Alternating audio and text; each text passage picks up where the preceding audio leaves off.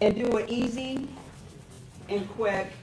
And when we put on our big girl panties and our big boy underoos, and if we really do, who wants to help people? When we really want to help people, we need to put our ego out of the way and stop worrying about me, me, me. How do I look? What do I say? How do I? Me. That's what's going on. If you guys are going to pick up the phone or knock on the door or stick your hand out and somebody you've never met, if you get any kind of queasy, icky resistance, check your ego. Because in your head you're thinking, what do I say? How am I going to look? Me, me, me. If you start focusing on them, how can I be a contribution to them? How can I actually help this person? Like, you know, is this my next client who I'm going to really, really be a benefit to them? I'm going to actually help them to believe in real estate agents again. I'm going to do a great job for them. So, all right, let's talk about out-of-state owners real quick. So if it's a non-owner occupied and they don't live in the property, hence non-owner occupied property, and they live in another state, yay! Ah! The heavens just opened up. Tenants, trash, and toilets. They own a property, they live in another state, they're managing it in some form or fashion. Now, when I first started making these calls, I didn't even know how to tell if it was a vacant lot, a mobile home, or a gas station. That's how ignorant I was in the beginning. But there's a big difference in knowledge on ice and ignorance on fire. If you are so damn smart that you've got to analyze everything and you've got to pick it apart, and your knowledge is keeping you on ice from doing anything, God bless you. Good luck. Ignorance on fire. When you got a fire, you got a desire, you want to make this happen, you got kids to feed, you got a retirement you need to put away, you really, really, really want to help people, it's okay to be ignorant. I was ignorant. I'm still ignorant about a lot of things. It doesn't mean we're stupid. It means we don't know what we don't know. So in the beginning, I was making phone calls, and I didn't even know if it was a vacant property or multifamily, but I learned over time how to do it. So non-owner occupieds that have out-of-state owners. This one woman that I got a hold of who lived in Florida, and she owned a two-family, and I got her on the phone and I said, hey, you own this multifamily, you live out of state, have you ever considered selling it? What would it take to have you sell your property? And she said, well, interestingly enough, timing is everything, and we will never talk to somebody at good timing if we're not talking to somebody. So she said, actually, interestingly enough, I'm coming up in a week. I am going to sell the property. She had a two-family. Her mother lived on one side and her daughter lived on the other. Does anybody else see the nightmare in that? Imagine you own the property and your tenants are your mother and your daughter. So she was wanting to sell it. And she said, I'm going to sell it. I'm going to put it on the market this week. She said, this is how much money I want for it. She said, if you can give me that much before I get up. She actually said she was going to list it with her daughter's friend or something. But she said, if you can sell it before I meet with this woman, blah, blah, blah. I had a friend whom I had helped buy and sell a couple of things. I knew that he was living in an apartment and he was interested in buying again if the right situation came up. So I called him, I told him about this property, we went over and looked at it. Long story short, not only did he buy it, he's one of my best friends, and when I got a divorce 4 or 5 years ago and I was moving back to New Hampshire, I called him and I stayed in it for about 6 months while I was getting back on my feet. Owner-occupied is out-of-state owners. Brilliantly yummy. Yum, yum, yum, yummy, yummy, yummy. So when you talk about for sale by owners and expireds, and I know your mindset's going to be, well, everybody calls them. No, they don't. Everybody's just like you. They think everybody's calling them, so they're not calling either. Where do you find them? We'll talk about that a little bit. So if 3 or 4 people are calling these expireds or for sale by owners, I'd be really surprised. And even if they are, how they do it, timing, etc., etc. It's just a numbers game. So I'm going to start with for sale by owners. In my experience, there's about 4 categories of for sale by owners.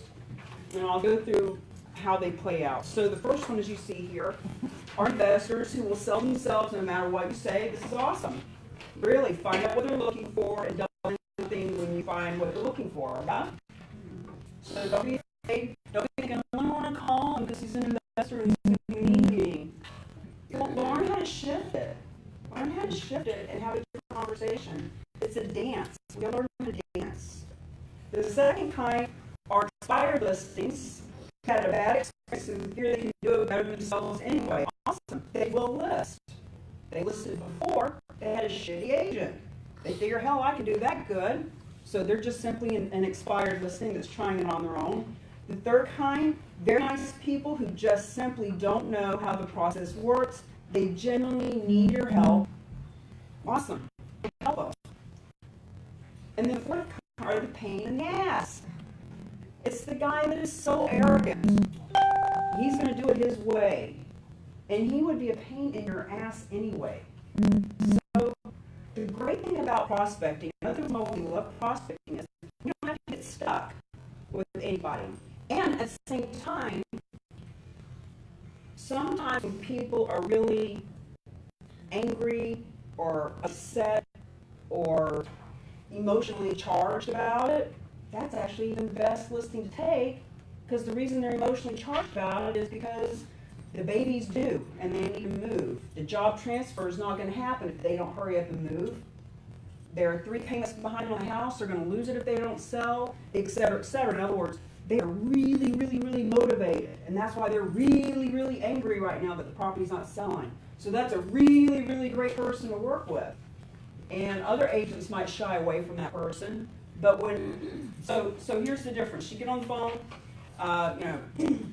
hey, I see you've got your property for sale, blah, blah, blah. And the guy says, oh, you fucking agents, you're all the same. You're fucking scum-sucking leeches and blood-sucking blah, blah, blah, right? I know. I deal with these people all day long. So when you sell this house, where are you going next? Right? You mirror and match them. When you're angry, ladies, you're angry. Your man has done something that just makes you so angry. You don't want somebody saying, it's okay. I'm sure I'll be better tomorrow. You don't want that. You want her in there, what? That motherfucker did what? Right? That's what we do. We naturally do that. We naturally mirror and match each other. So it's about learning how to mirror and match no matter who the person is. Because when you mirror and match, you can start to lead the conversation. And we'll talk about that in a minute. I digress. So, for sale by owners, I could give you story after story about each and all of these and how I've gotten listings from them. You guys heard me talk about my Botox doctor the other day. So, for sale by owners, how you find them, we'll talk a little bit about it, but I mean, there's such a plethora of them. And let me just say about the whole do not call list thing, people don't even really tend to bring it up as much as they did back when it first started. And, you know, I'm not an attorney, and you got to put on your big girl panties and do whatever it is you're going to do, but I never let it stop me. I never let it be a problem, especially with for sale by owners, because sale by owners are advertising your phone number. Yeah. When your phone is advertised, you are no longer part of the do not call list, period. So, all right, expires. I'm going to talk about expiration, but I'm going to open this up for some questions and conversation, and then we're going to start getting into, so right now we're talking about the who. A little bit of question. I know you want to ask questions about how to handle your commission and this, that, and the other thing. We're going to get to that in a minute. So this is more about just the who part. Expireds. Firstborn, second wife, third realtor. Best places to be in life. Firstborn, second wife, third realtor. I say it in jest, but not really. In all seriousness, I didn't even want a listing if it wasn't expired. Didn't even want it. Somebody said, oh yeah, my best friend's mom wants to sell a house. You know, you go on the appointment, and she thinks it's worth $500. You know they can only get $350, but she's in love with it, and blah, blah, blah. And if you don't take it at that price, somebody else will, blah, blah, blah. So the good news for me is you go take it at $500,000. You finally get her down to $425. Next agent comes in, they finally get her down to 375. I come in as the third agent, I get it at 350 and it sells in a week. So, expireds. They've already tried their price, they've already done open houses, they've already had the caravans, they've already done all that shit. They've already told their agent how to do it. They've already run all over somebody else. And now they just need to sell. Just gotta sell, and you come in, you save the day, and you know, when it comes to center of influence, the reason why I was able to come in and into a new marketplace 3 different times and be in the top 5% of agents right away and have listings immediately was because I knew how to go in and find people who own property and want to sell it. And when you do that, you are creating a center of influence of people who know you as the real estate person who gets the job done. You don't have 300 people from Little Billy's school and that used to know you when you worked at Dunkin' Donuts, you know, or went to college with you and don't really see you as like, they know you as a party girl, whatever. You're actually creating your own center of influence of people who actually see you as a real estate person. Now I came in and out because I've got squirrel syndrome. I'll go do something else. So I never built up a center of influence enough that I started to just get a ton of reoccurring business over time. But you will when everyone that you're doing business with simply knows you as a real estate agent who's job done. So expireds are the cream of the crop. For expireds, when an expired's really pissy, that is a great thing. They're pissed off because their house isn't sold and they got someplace to be. Think about it this way. Their house is kind of like their baby. You know, you have your baby and you put your baby in a beauty contest. And you just know your baby's the prettiest baby. Your baby's going to win. Your baby's going to be on the front of the newspaper. I mean, you got the most beautiful baby in the whole fucking world and you just know who's going to win. And when your baby doesn't even place, there's 5 babies in the contest and there's 4 places and your baby doesn't get placed. You're embarrassed, you're pissed off, your ego is hurt, you can't believe it, your baby's clearly better than that baby, and your baby has so much more hair than that baby. Well, think about it, expired's the same way. They put their house on the market, they think it's the best one in the neighborhood, they know that person down the street sold in a week and they know their house is better than that house.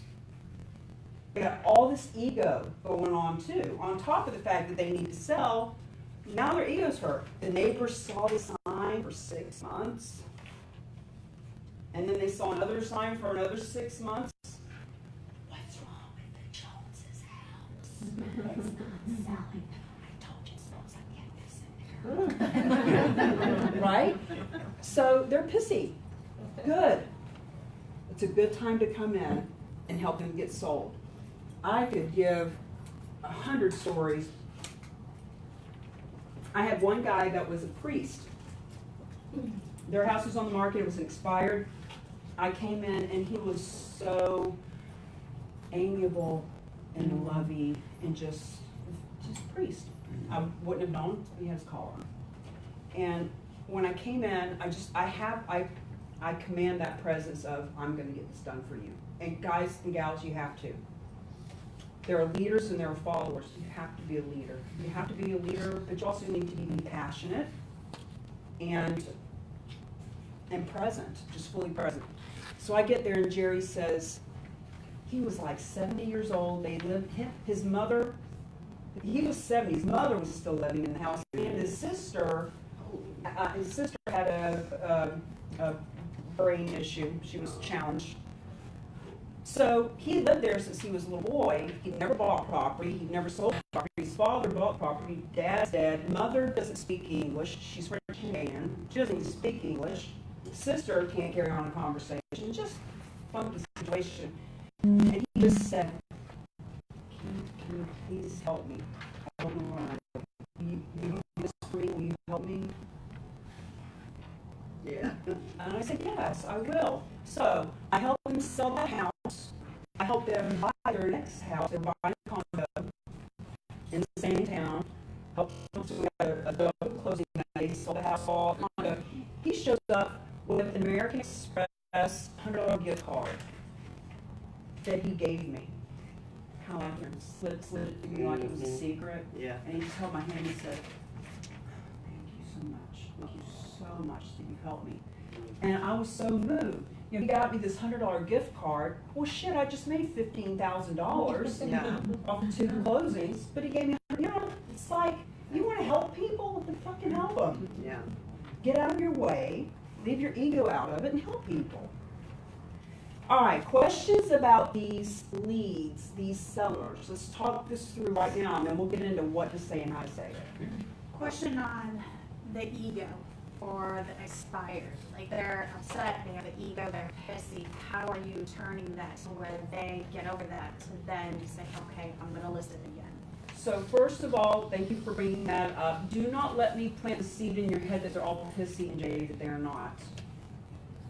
We get what we focus on. We get what we're looking for to a certain extent. If every time we pick up a phone or every time we go to walk on a door, we're thinking they're pissy and jaded, they're going to be nasty, oh my God, they're going to be so horrible. First of all, we're not going to do it at all. And second of all, we're bringing that energy to the table. So first of all, let's not have that energy. But so we're going to talk now about what to say and how to say it from the perspective of getting into rapport with them instantly, immediately, by mirroring and matching. So for example, she says, hello. I say, hi, my name's Cammie. He says, hello, this is Robert. How can I help you? Hi, Robert. Cammie Baker here. Right? So even that little tiny nuance makes all the difference in the world to get right in there with them. You know, Robert says, hi, this is Robert. How can I help you? Hi, Robert. This is Cammie Baker. I'm a real estate consultant. I'm sure you know your property came off the market. As the entire listener was wondering, when do you want to get back on the market and actually get it sold? You fuckers are all the same. I heard the same shit from the last person. How dare you call me now? I hear you, Robert. You're upset. The property hasn't sold. When it does sell, where are you next? We're going down to Florida. Got a house down there, but we want to get there for 20 years. See, now we're talking. Now we're having a conversation. Now he's starting to share with me what his motivation is. And as we continue to talk, you want to ferret out all of the reasons why they want to sell. Because at the end of the day, if they're not motivated, they're not selling anyway. And you don't want to take listings that don't sell. It makes you look bad. It makes them pissed off. You don't want a bunch of pissed off, angry. One of the reasons agents fail is because they list properties too high. And they list properties that aren't even really motivated. They're just looking. They're just thinking. They're just trying it out, right? So we're going to get into some of that, how to do that. Okay, we're not on the where yet, are we? We're getting ready to do that. Okay. I just, right now, any questions about these sellers, about these property owners? Does it make you think of other people? Has anybody ever called or door knocked for any of these people? Well, I want to hear some experience. I called a FISBO and I kind of got stuck. Called a FISBO. No, I called several. Okay. I called FISBOs, but I called this woman and I said, you know, hi, and I'm trying to build rapport and see what I can do. I use the old, I've got buyers. Oh, call me back when you want to. And I'm like, all right. All you agents want to do is talk. What?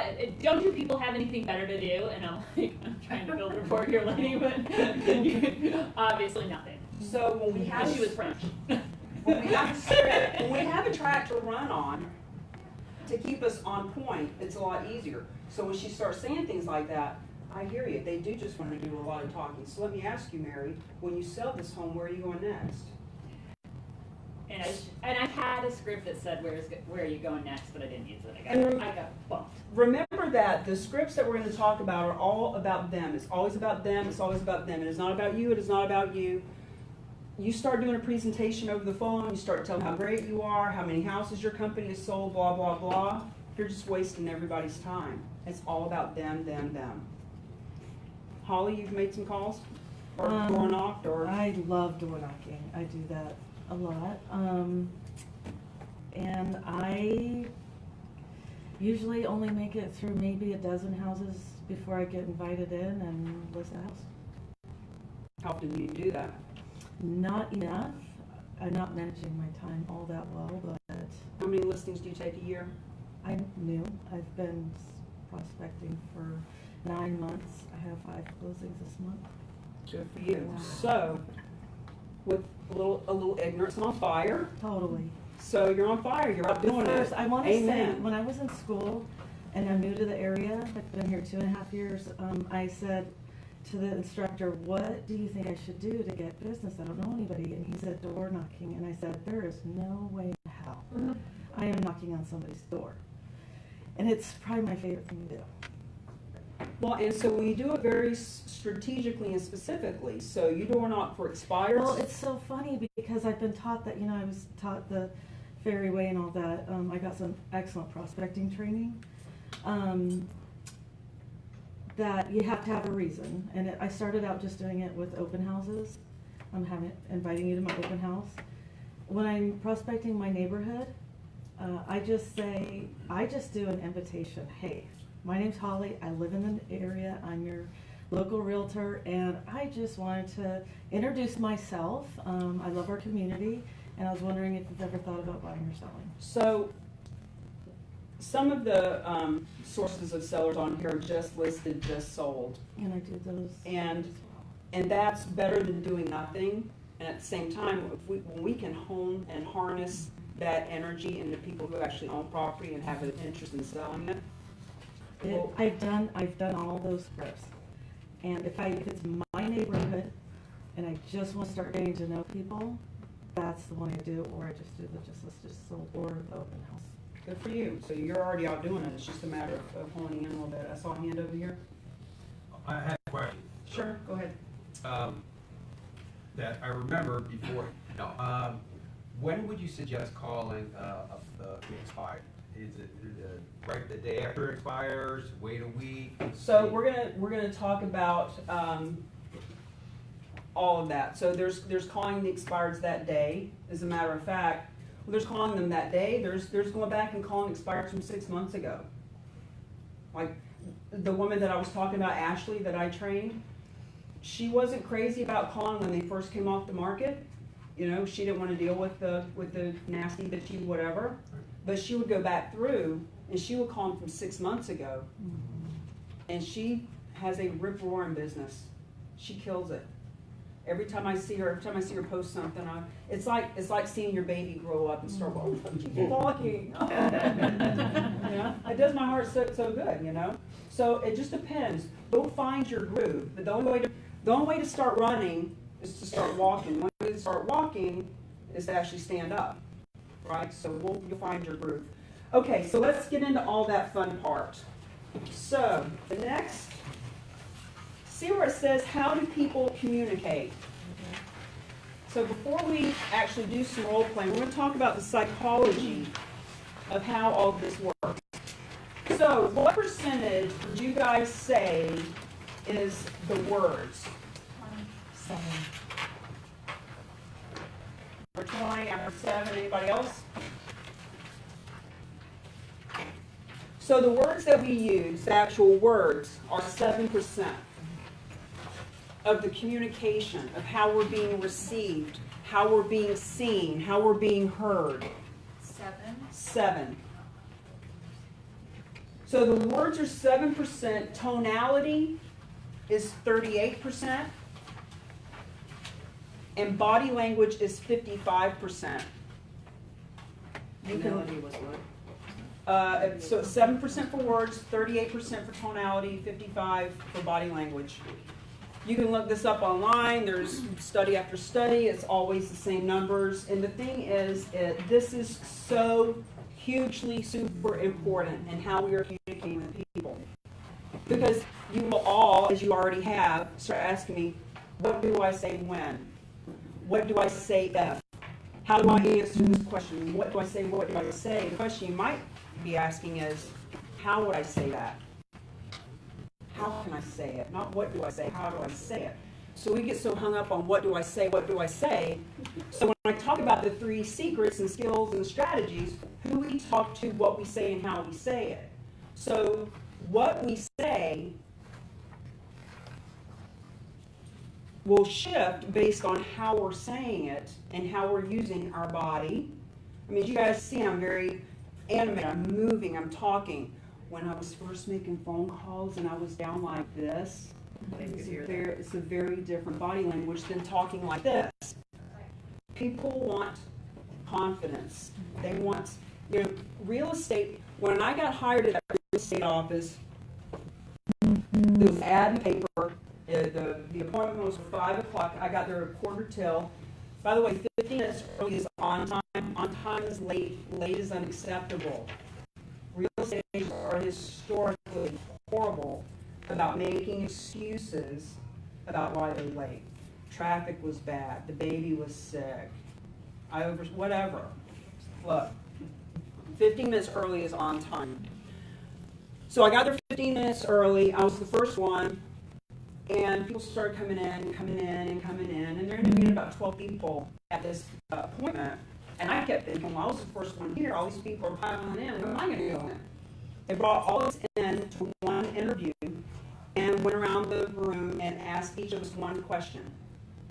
And I don't remember what all the other questions were, but my one question was, they asked me, the guy said, where do you see yourself in 5 years? And I said, working for you. That was the interview. And I got hired. And I was told afterwards that the reason they did it that way was because real estate is one of the death, marriage, and real estate are the most stressful situations that people are in. And they wanted anyone that they hired to be able to handle themselves under pressure. And that's why they put everybody in the same room together. And moving forward, when I hired my assistants, I did it the same way. It's also very time efficient. See everybody at one time, and it is good to see how people can handle themselves. So it is a very stressful situation for most people, and so when you step into it, you want to be the one that's got confidence and in charge. So when we are making the phone calls or we are knocking on the door, any of it, the words, the script is not nearly. Notice how I'm emphasizing and pausing and using my body. The words we're saying are not nearly as important as how we're saying them. And when you're on the phone, you need to overemphasize even more because they can't see you.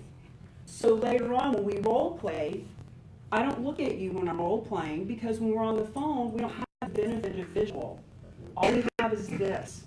So we're role playing to actually get back to one another and not be looking at each other. It's actually better because now we can start listening and we see the difference. So this whole event, I was talking like this, and I was reading it off the page, and this was my tonality the whole time. You can imagine how much different of an experience this would be. So we have to remember that when we're making these calls, when we're knocking on the door, when we're meeting people face to face. How are they seeing you and receiving you? When I work with my clients in my cause marketing campaigns, and I'm teaching them how to use a cause that they're passionate about as a way to go out and market themselves in their business, the first module is on who are you being? How do people see you? How do you see yourself? How are you showing up? Because it's really important. So, when we are doing the scripts,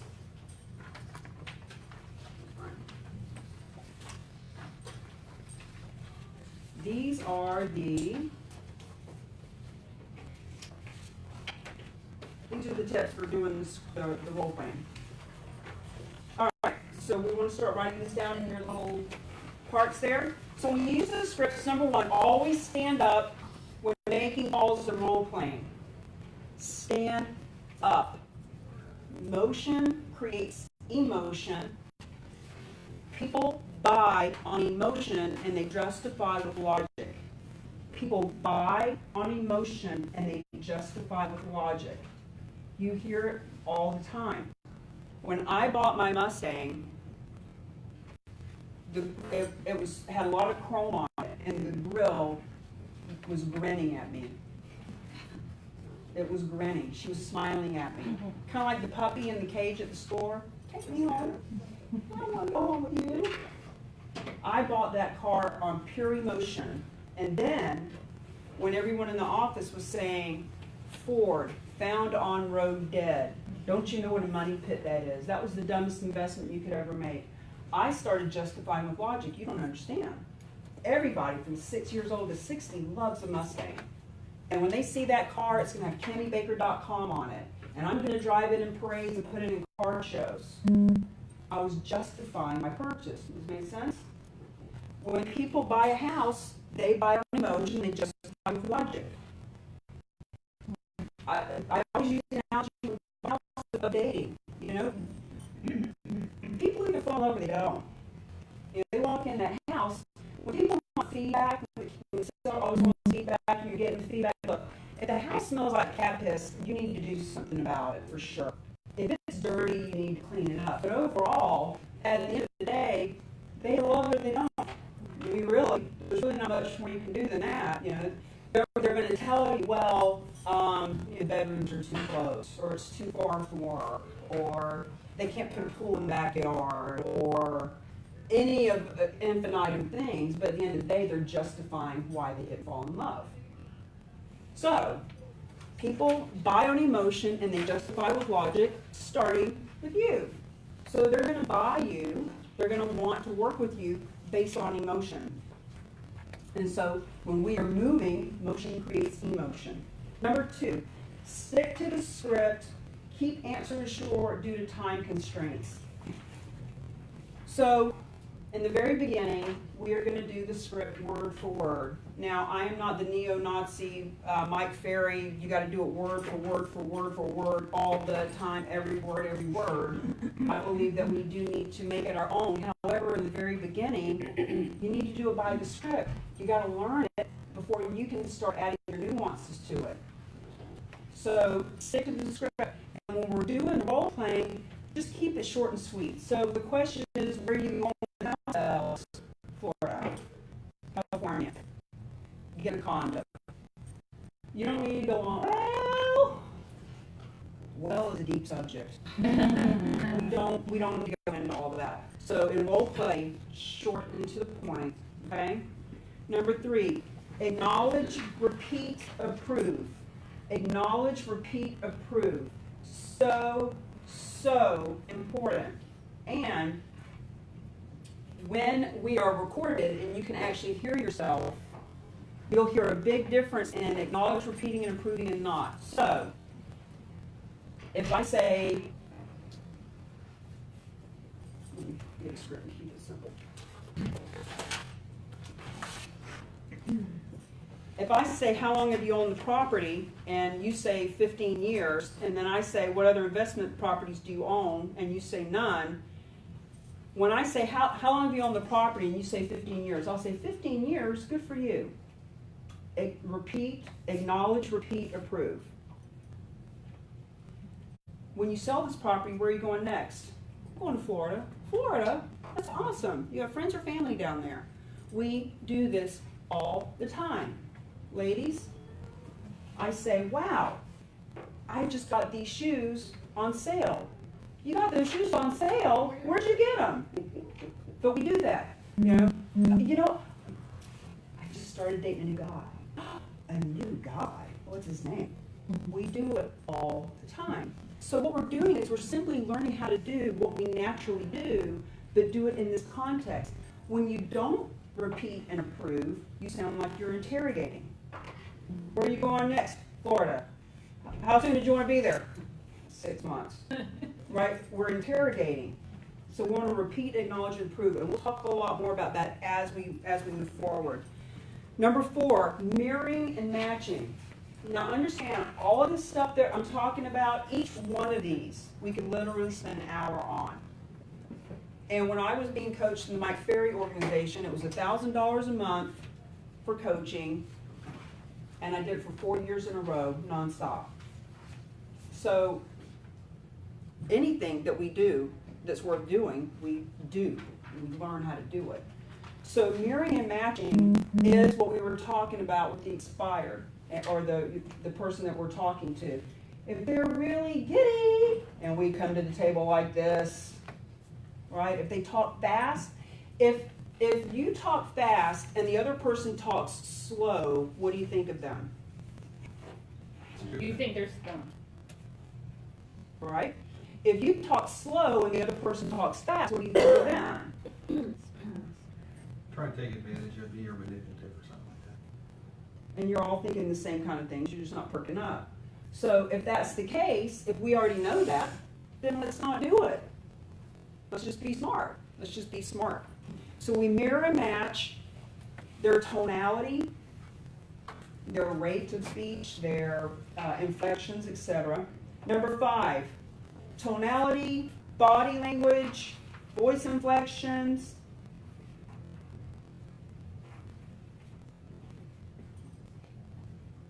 So, when somebody asks us a question,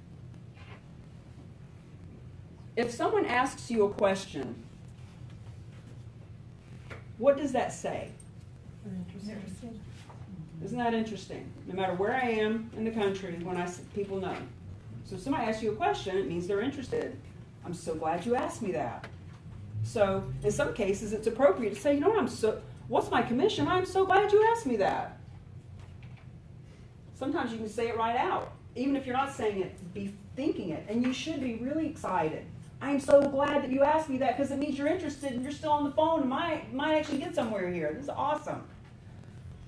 So tonality, body language, voice inflection. Once you're in rapport, you can slow down and lower your voice and take control of the conversation. But first you got to get in rapport. Number 6, this is about them, not you. It's about them, not you. All the scripts are about them.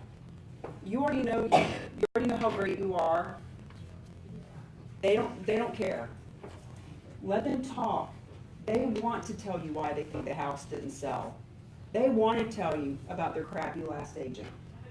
They want to. They will tell you. When they do, you'll learn what you can do to help them. Number 7, level shifting and keeping control of the conversation. What does that mean, Tammy? Level shifting and what? Level shifting and keeping control of the conversation. As you can see, there's a lot to learn here, and we're not going to get it all covered today. Level shifting and keeping control of the conversation. So, someone asks you your commission. You want to level shift it back to what's important. Because when somebody is asking you a question, sometimes they're just nervous and they're just asking questions because they think it makes them sound intelligent. They've been told by their friend that they need to ask what your commission is. So they're just asking questions, just randomly ask questions. So at the end of the day, it doesn't matter what your commission is unless you're listing the property and unless the property actually sells. Your commission is totally irrelevant right now in this moment. Right now, you're setting an appointment. You're setting an appointment. You're setting an appointment. Commission ain't got nothing to do with it because they're not paying you anything unless the place sells anyway. So, what's your commission? I'm so glad you asked me that. That's one of the first things we'll talk about. Are there any other questions that you have when I come over? That's just one of a gazillion different ways, but the point is, shifting it back to what's important. Do you have any other questions? What's your commission? I'm so glad you asked me that. Totally negotiable. Depends on what you and I decide is appropriate. Now, what are some characteristics of the home that you would like me to take note of when I get there? In other words, level shifting it back to the conversation at hand, which is setting the appointment. So when we level shift and take control of the conversation, remember that the person asking the questions is in control of the conversation. When, on this train of thought with the commission, when somebody asks you a question, you acknowledge that they asked. If you don't ask a question and get control of the conversation, they're just going to ask another question and another question and another question. So, what's your commission? I'm so glad you asked me that. We'll be discussing that when I come over. Well, okay, so what is it? right? Or they're just gonna keep asking more questions. It's natural, because there's that weird awkward silence. They're gonna fill it, and the way they're gonna fill it is by asking another question. Human nature.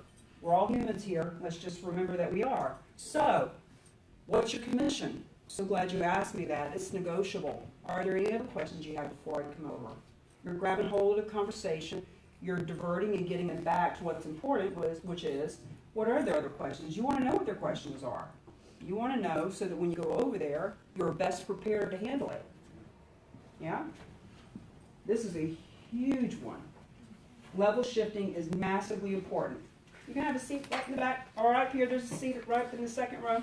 Am I way too late? You're way too late, but you're a realtor. Sorry to disturb the class. So, number 8, use assumptive closings.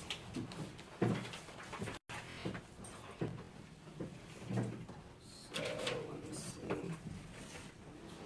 Here is that. Do we have any of the fill in the blank forms in the back?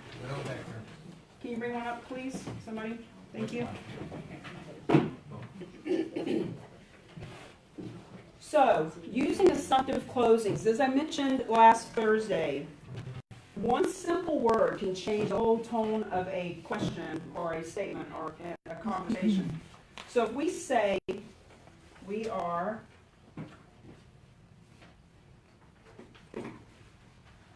You came here to slap me or something. No, I came here to get your money because I need your money, that's what you know. That's good. So, using assumptive closings, if we say, if I list your property, so when I meet you, if I list your property, we're going to make sure we get professional photos, for example. Difference in if I list your property. When we meet, when I list your property, we're going to have professional photos taken. When we meet, because I'm listing your property, we're going to have professional photos taken.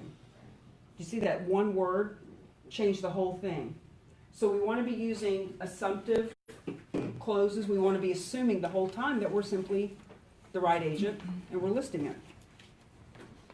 Number 9, don't forget the sweetest sound anyone can hear is Down to their own voice. their name. Their name.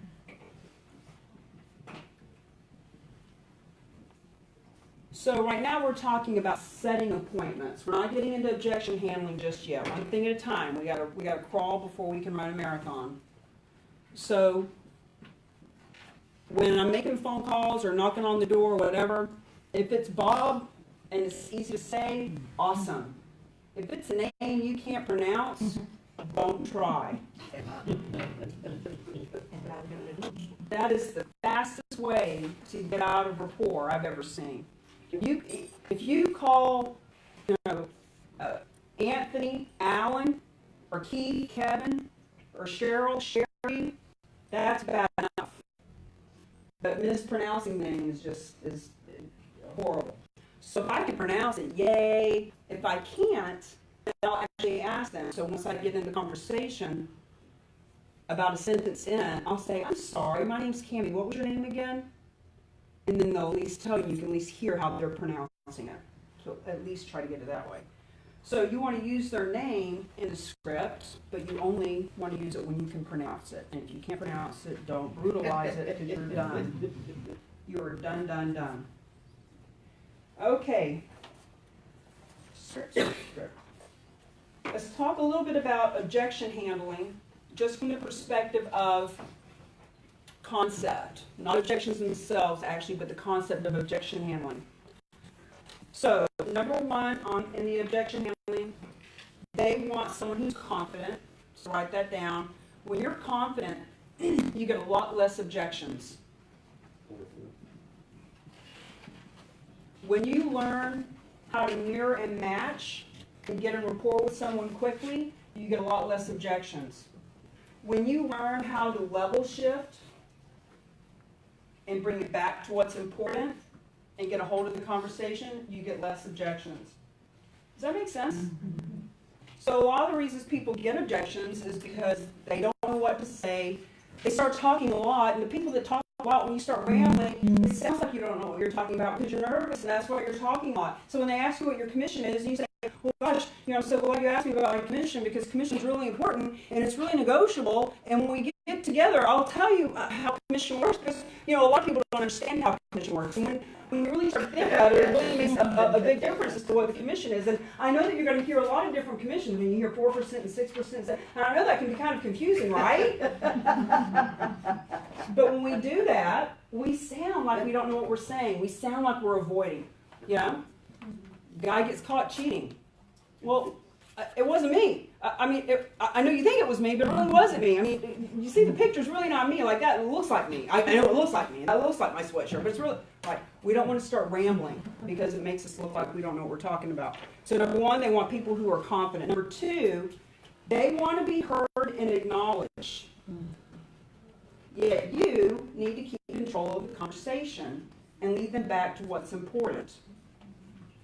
So in objection handling, a lot of the times when people ask us a question, and I call it objection handling just so that we are all on the same page, but let's just think about questions. When they ask you a question, it's just because they're still curious, they're still wanting to learn more. It's a great thing that they're asking questions. And a lot of times they ask 2 or 3 questions. I'll simply say, you know what, you've got great questions, and based on that, we really need to get together. I've got time at 4 or 6, which is better for you. Anybody that has these great questions definitely needs to have a one-on-one with me. I'll be in your neighborhood getting a contract signed. You want me to stop by at 4 or 6? So they want to be heard and acknowledged, yet you need to keep control of the conversation and lead them back to what's important.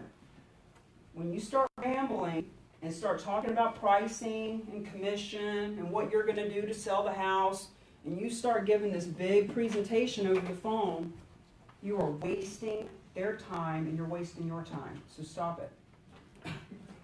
Number 3, people need to be led, as we've talked about. ABC, always be closing, always be closing. People need to be led.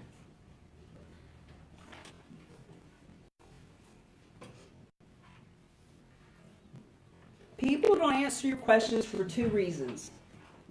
Number 1, they are afraid of being judged, critiqued, condemned, rejected, or looking foolish. So, when we ask a question like, for example, well, what do you think stopped your home from selling? That's a really, really important question. What do you think stopped your home from selling? This is a great place for you to get a lot of information that you need for the listening appointment, because they're going to tell you all the things that they think stop their home from selling. But if they're afraid of being judged or critiqued or condemned or looking stupid or something, then they won't want to answer that question. And it all goes back to, are you in rapport with them? From the very moment they answered the phone, did you mirror and match them? Do they feel like they can trust you? Do they feel like they like you? Are you guys in the same tribe? It all goes back to, we're all animals. We're just animals, right? And hundreds of years ago, you could tell if somebody was in your tribe by the way they talked.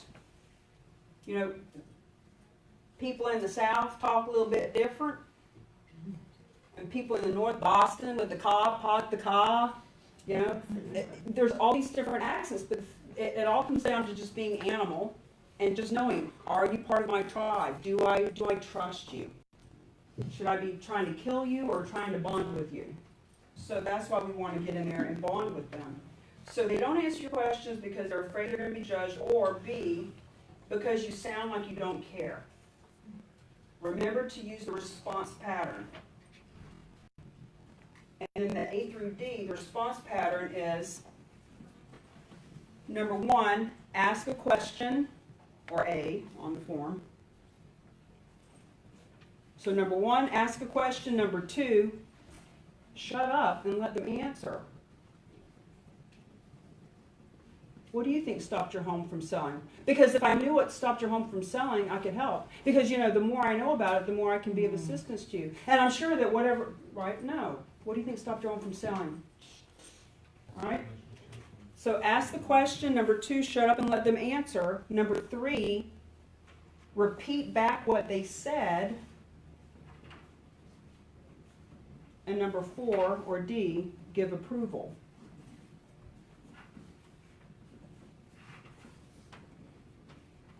So people don't answer your questions if they think that you don't care. So, as we go through the script, so where are you going to go when this place sells? And they say Florida.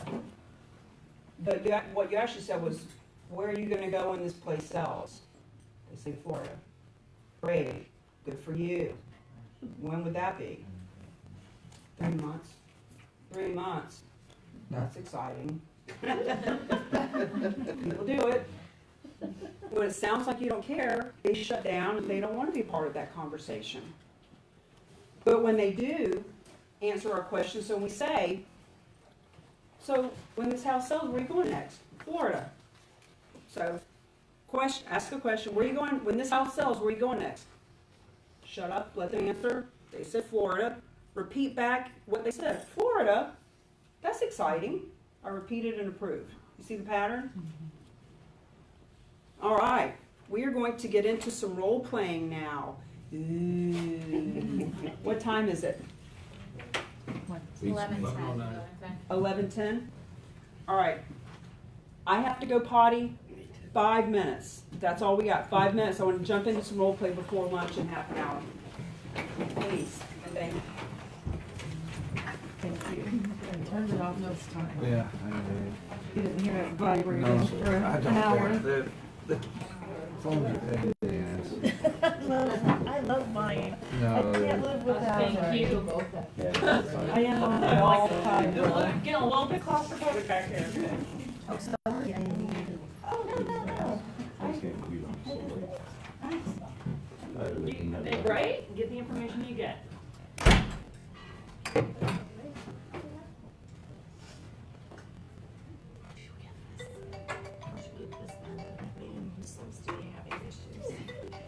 Sir, this was given to you by the lovely Patricia. Oh, thank you very much. This pen seems to not want to work too well. Throw it away. Yep. Appreciate it. You're welcome.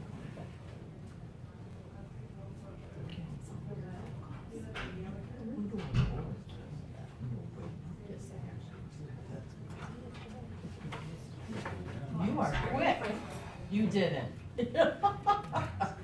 I'm the fastest peer I know. I'm impressed. I pee faster than any man.